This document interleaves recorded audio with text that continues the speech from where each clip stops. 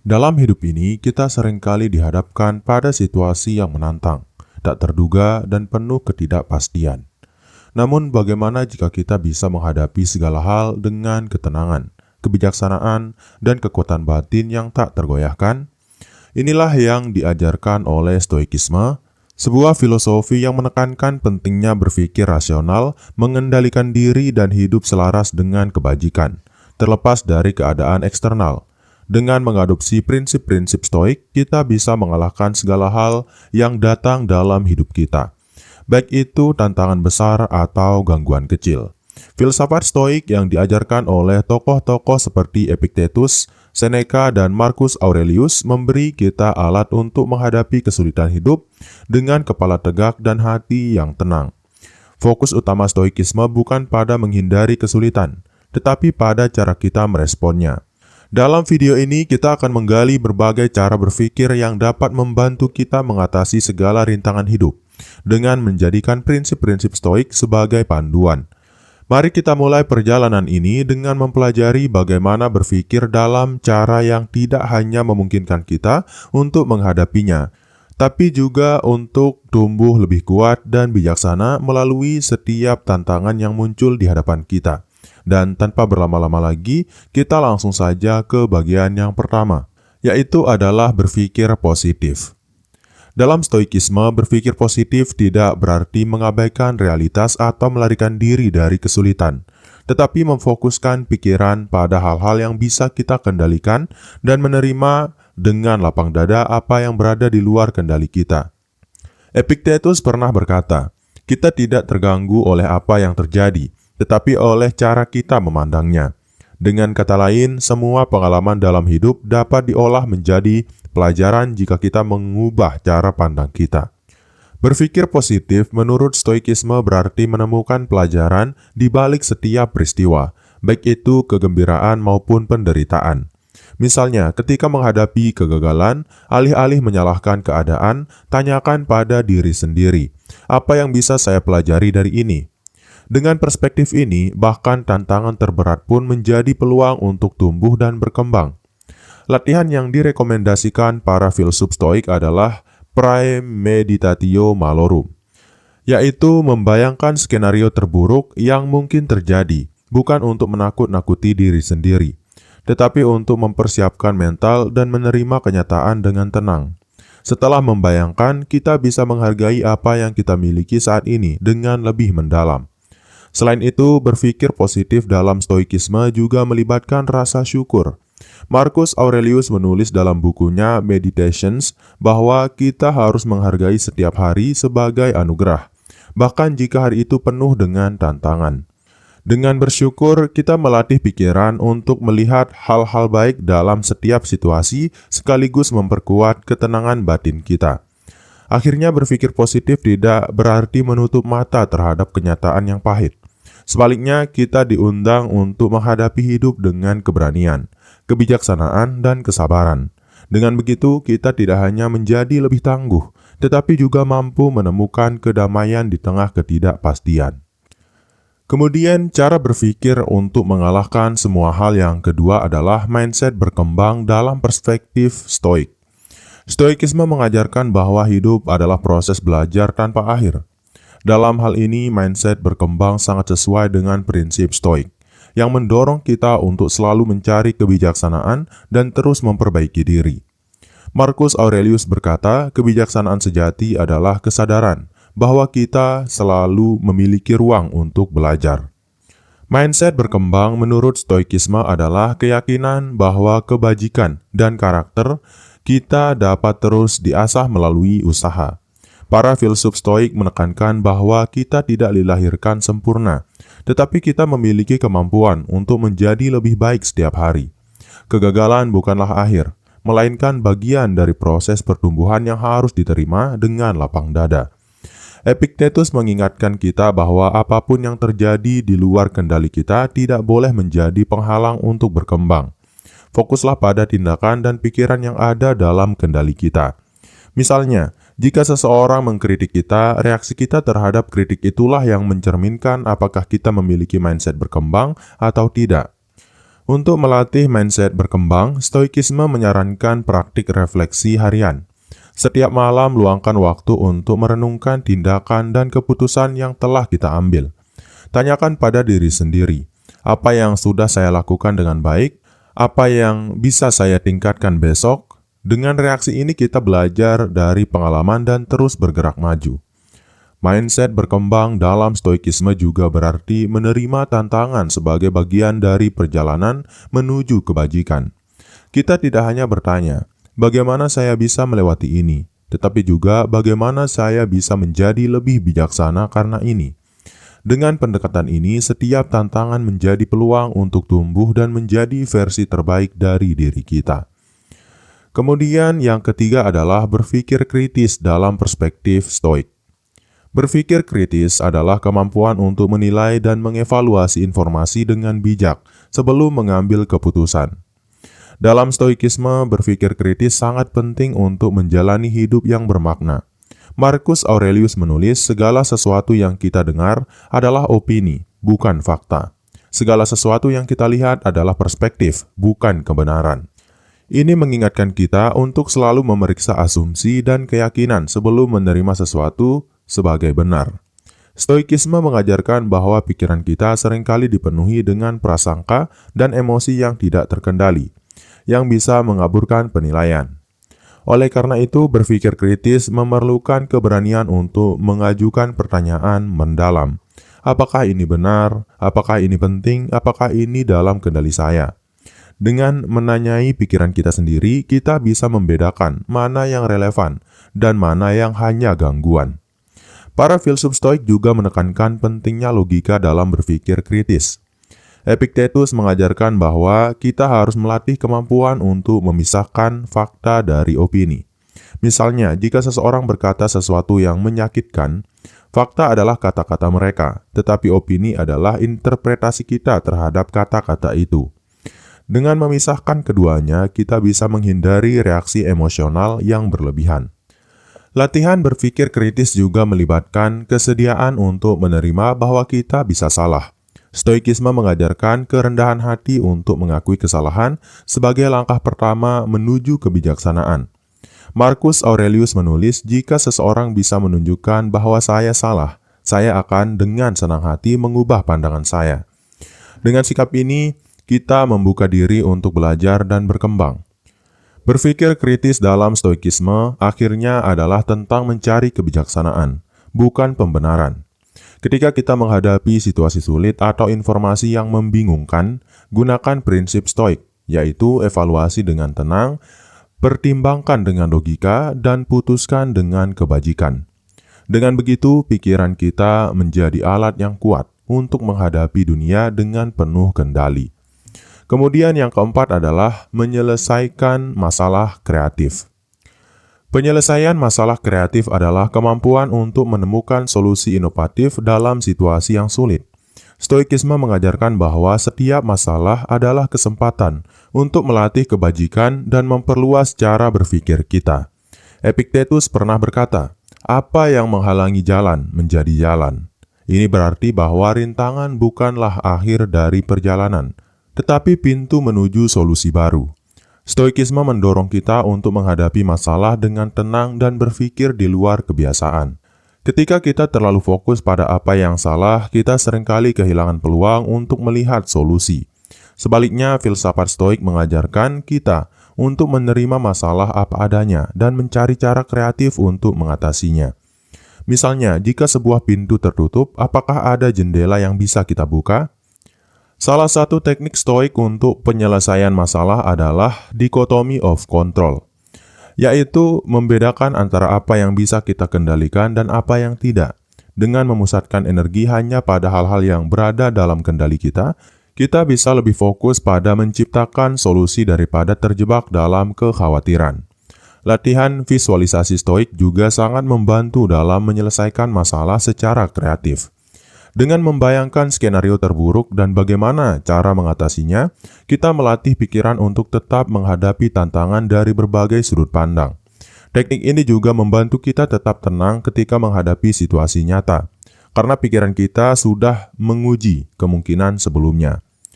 Akhirnya, Stoikisme mengajarkan bahwa kreativitas muncul ketika kita menerima batasan. Marcus Aurelius menulis bahwa segala sesuatu yang terjadi adalah bahan untuk karya kita. Masalah yang kita hadapi, jika dilihat dari sudut pandang yang benar, bisa menjadi inspirasi untuk solusi yang tidak pernah kita pikirkan sebelumnya. Dengan sikap ini, setiap rintangan menjadi peluang untuk menciptakan sesuatu yang luar biasa. Kemudian, cara berpikir yang dapat mengalahkan segala hal dalam Stoik yang kelima adalah kecerdasan emosional dalam perspektif Stoik.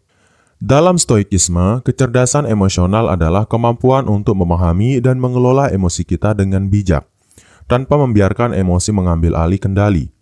Marcus Aurelius menulis, ketenangan datang dari dalam dirimu. Jangan bergantung pada hal-hal eksternal. Ini berarti bahwa emosi kita bukanlah hasil dari dunia luar, tetapi dari cara kita menafsirkan dunia tersebut. Para filsuf Stoik menyarankan untuk tidak menghindari emosi, tetapi memahaminya. Ketika marah, sedih, atau takut, tanyakan pada diri sendiri, mengapa saya merasa seperti ini? Apakah emosi ini membantu saya mencapai tujuan saya? Dengan menyadari sumber emosi kita, kita dapat mengubah respons impulsif menjadi tindakan yang lebih terkontrol. Teknik Stoik seperti self-distancing dapat membantu meningkatkan kecerdasan emosional. Bayangkan diri Anda sebagai seorang penonton yang mengamati emosi Anda dari kejauhan. Dengan cara ini, Anda bisa menilai situasi dengan lebih objektif dan tidak terbawa oleh emosi yang membara. Teknik ini membantu kita menghadapi konflik dengan kepala dingin dan mencari solusi yang lebih rasional. Stoikisme juga menekankan pentingnya menjaga emosi tetap seimbang. Seneca mengajarkan bahwa kebahagiaan sejati tidak terletak pada kesenangan yang berlebihan atau kesedihan yang mendalam, tetapi pada ketenangan batin. Dengan belajar untuk tidak terlalu terikat pada hasil atau keinginan, kita bisa mencapai kestabilan emosional yang lebih baik. Akhirnya, kecerdasan emosional dalam Stoikisme adalah tentang membangun kendali diri dan kebijaksanaan. Dengan memahami bahwa emosi adalah hasil dari interpretasi kita, kita bisa memilih untuk merespons dunia dengan cara yang lebih bijak. Ini bukan hanya membantu kita menjadi lebih tenang, tetapi juga memperkuat hubungan kita dengan orang lain melalui empati dan pengertian. Kemudian bagian yang keenam adalah kesadaran diri. Kesadaran diri adalah inti dari Stoikisme. Epictetus berkata, ketahuilah siapa dirimu dan apa peranmu di dunia ini.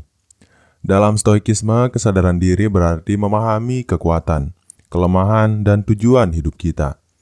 Tanpa kesadaran diri, kita mudah tersesat dalam hiruk-pikuk dunia. Kesadaran diri dimulai dengan refleksi. Para filsuf Stoik seringkali mendorong kita untuk merenungkan tindakan, pikiran, dan perasaan kita setiap hari. Marcus Aurelius dalam Meditations merefleksikan kehidupannya, menanyakan apakah ia telah bertindak sesuai dengan kebajikan.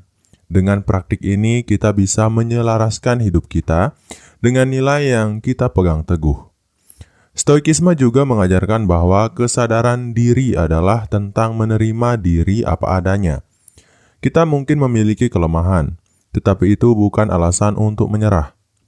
Sebaliknya, kelemahan adalah peluang untuk tumbuh. Seperti seorang pelukis yang menggunakan bayangan untuk menonjolkan cahaya, kita dapat menggunakan kelemahan kita untuk memperkuat kelebihan kita. Dalam praktik Stoik, kesadaran diri juga melibatkan pengetahuan tentang apa yang benar-benar penting dalam hidup. Banyak dari kita mengejar hal-hal yang tidak memberikan makna jangka panjang, seperti kekayaan atau pengakuan. Stoikisme mengingatkan kita untuk memusatkan perhatian pada hal-hal yang berada di bawah kendali kita, yaitu kebajikan, hubungan, dan kontribusi pada dunia. Akhirnya, kesadaran diri bukanlah tujuan akhir, tetapi pondasi untuk menjalani hidup yang bermakna. Dengan mengetahui siapa kita dan apa yang kita perjuangkan, kita bisa menghadapi tantangan hidup dengan lebih percaya diri dan tetap setia pada prinsip-prinsip kita. Kesadaran diri adalah kompas yang menjaga kita tetap berada di jalur yang benar. Kemudian cara berpikir yang dapat mengalahkan segala hal ala Stoa yang ketujuh adalah kehadiran penuh atau mindfulness. Stoikisme mengajarkan bahwa hidup yang bermakna hanya bisa ditemukan dalam momen saat ini. Marcus Aurelius menulis, "Jangan biarkan masa depan mengganggumu. Kamu akan menghadapinya jika harus dengan alat yang sama seperti saat ini." Kehadiran penuh berarti hidup dengan sadar, tidak terjebak dalam penyesalan masa lalu atau kekhawatiran akan masa depan. Mindfulness dalam stoikisme dimulai dengan menyadari pikiran dan tindakan kita. Ketika kita fokus pada apa yang sedang kita lakukan, kita menjadi lebih terlibat dan menghargai momen tersebut. Misalnya nih, saat makan, sadari rasa makanan, teksturnya, dan manfaatnya bagi tubuh kita. Dengan cara ini, tindakan sederhana menjadi sarana untuk melatih kesadaran dan rasa syukur. Stoikisme juga mengajarkan bahwa kehadiran penuh membantu kita mengatasi gangguan eksternal. Hidup modern penuh dengan distraksi, media sosial, pekerjaan, atau tekanan sosial. Dengan melatih mindfulness, kita dapat memisahkan diri dari gangguan tersebut dan fokus pada apa yang benar-benar penting.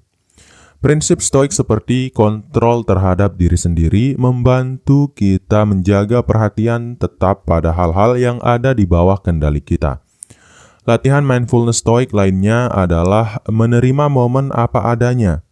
Jika hujan turun saat kita merencanakan piknik, misalnya, terimalah bahwa alam tidak bisa dikendalikan. Dengan cara ini kita mengurangi stres dan menemukan kedamaian dalam apa yang ada, bukan dalam apa yang kita inginkan. Pada akhirnya, kehadiran penuh menurut stoikisme adalah tentang menikmati kehidupan di sini dan sekarang. Ketika kita fokus pada momen saat ini, kita tidak hanya hidup dengan lebih bermakna, tetapi juga membangun hubungan yang lebih dalam dengan diri sendiri dan orang lain. Hidup menjadi lebih damai ketika kita benar-benar hadir di setiap langkahnya.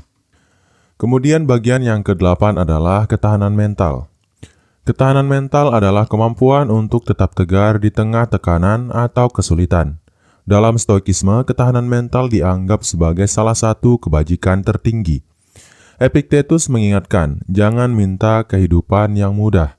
Mintalah kekuatan untuk menghadapi kehidupan sebagaimana adanya. Prinsip ini mendorong kita untuk melihat tantangan sebagai peluang untuk berkembang. Ketahanan mental dalam stoikisme dimulai dengan menerima bahwa kesulitan adalah bagian alami dari kehidupan. Ketika kita berhenti mengeluh tentang apa yang tidak bisa kita ubah, kita membuka diri untuk menemukan cara menghadapi tantangan dengan kepala dingin. Stoikisme mengajarkan kita untuk menerima realitas, bukan menghindarinya. Praktik visualisasi stoik membantu memperkuat ketahanan mental. Dengan membayangkan kemungkinan terburuk yang bisa terjadi, kita melatih diri untuk siap menghadapi kenyataan apapun. Ketika kenyataan tidak seburuk yang kita bayangkan, kita merasa lebih kuat dan lebih percaya diri untuk menghadapinya. Ketahanan mental juga melibatkan pengendalian diri. Dalam stoikisme tidak ada gunanya meratapi hal-hal di luar kendali kita, seperti pendapat orang lain atau situasi ekonomi. Sebaliknya, fokuslah pada tindakan yang bisa kita ambil. Dengan memusatkan perhatian pada hal-hal yang ada dalam kendali kita menghindari energi yang terbuang sia-sia dan menjadi lebih tangguh. Pada akhirnya, stoikisme mengajarkan bahwa ketahanan mental adalah tentang bagaimana kita memilih untuk merespons kesulitan. Setiap tantangan adalah kesempatan untuk melatih kebajikan seperti keberanian, kesabaran, dan kebijaksanaan. Dengan sikap ini, kita tidak hanya bertahan dalam menghadapi badai kehidupan, tetapi juga tumbuh menjadi pribadi yang lebih kuat dan bijaksana. Kemudian cara berpikir yang dapat mengalahkan segala hal dalam stoik yang ke-9 adalah menetapkan tujuan dalam perspektif stoik. Bagi para filsuf stoik, menetapkan tujuan bukan hanya tentang mencapai hasil tertentu, tetapi juga tentang bagaimana proses tersebut membantu kita menjadi pribadi yang lebih baik. Seneca berkata, jika seseorang tidak tahu kemana ia pergi, tidak ada angin yang akan cukup membantunya. Dengan kata lain, tujuan memberikan arah yang jelas dalam hidup kita, tetapi harus tetap berlandaskan kebajikan dan nilai-nilai yang benar. Stoikisme mengajarkan bahwa tujuan harus berada dalam kendali kita. Misalnya, alih-alih menetapkan tujuan untuk menjadi kaya, tetapkan tujuan untuk bekerja keras dengan integritas dan bijaksana. Dengan begitu, keberhasilan kita tidak bergantung pada faktor eksternal, melainkan pada usaha dan tindakan kita sendiri. Tujuan semacam ini memberi kita ketenangan batin terlepas dari hasil akhirnya. Pendekatan Stoik dalam menetapkan tujuan juga melibatkan penerimaan terhadap ketidakpastian. Kita tidak selalu bisa memprediksi atau mengendalikan hasil, tetapi kita bisa memilih untuk tetap berkomitmen pada proses. Marcus Aurelius menekankan pentingnya fokus pada apa yang bisa kita lakukan sekarang, tanpa terlalu khawatir tentang apa yang akan terjadi di masa depan. Stoikisme juga mendorong kita untuk mengevaluasi tujuan secara berkala. Apakah tujuan tersebut masih selaras dengan nilai-nilai kita? Apakah tujuan itu membantu kita menjalani hidup yang lebih bermakna?